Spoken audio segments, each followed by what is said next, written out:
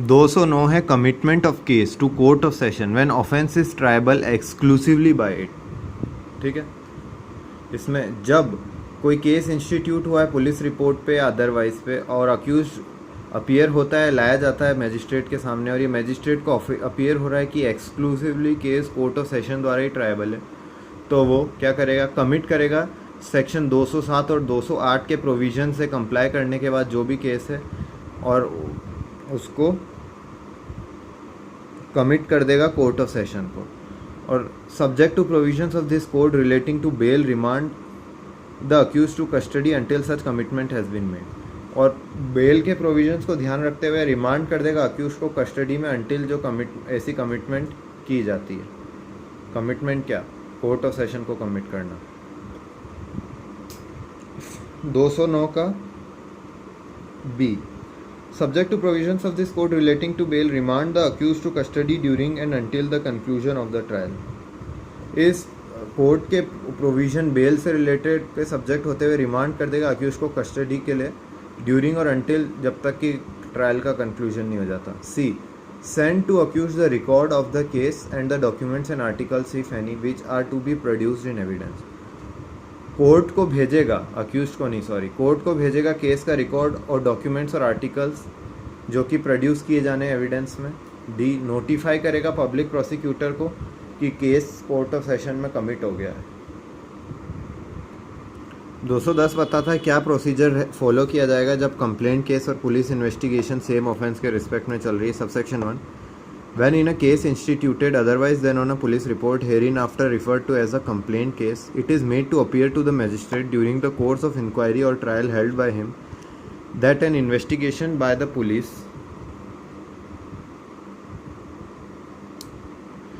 is in progress in relation to the offence which is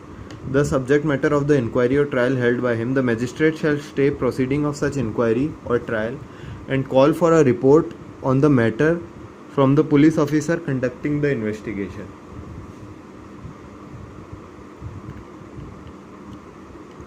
subsection 1 बोलता है जब कोई केस इंस्टीट्यूटेड होता है उसमें या अदरवाइज पुलिस रिपोर्ट से, जो कि here in after complaint case कहा जाता है, ये अपीयर होता है मैजिस्ट्रेट को कोर्स ऑफ इंक्वायरी या ट्रायल जो हेल्ड कर रहा है उसके दौरान कि इन्वेस्टिगेशन पुलिस के द्वारा प्रोग्रेस में है इस ऑफेंस के रिलेशन में, जो कि सब्जेक्ट मैटर है इंक्वायरी और ट्रायल का जो वो खुद हेल्ड कर रहा है। तो मैजिस्ट्रेट स्टे कर देगा प्रोसीडिंग्स उस इंक्वायरी की या ट्रायल की और कॉल करेगा, बुलवा लेगा, मंगवा लेगा रिपोर्ट उस मैटर पे जिस पे पुलिस ऑफिसर ट्रायल कंडक्ट कर रहा है, इन्वेस्टिगेशन कंडक्ट कर रहा है। Subsection 2, if a report is made by the investigating police officer under section 173 and on such report cognizance of any offence is taken. Subsection 2 read करते हैं वापस से जो भी है। If a report is made by the investigation police officer under section 173 and on such report cognizance of any offence is taken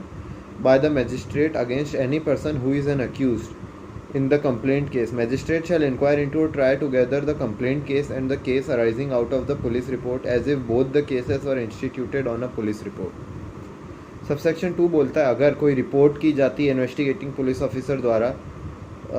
173 के अंदर और उस रिपोर्ट पे कॉग्निजेंस किसी ऑफेंस की ली गई है मैजिस्ट्रेट द्वारा किसी भी पर्सन के अगेंस्ट जो कि एक अक्यूज्ड है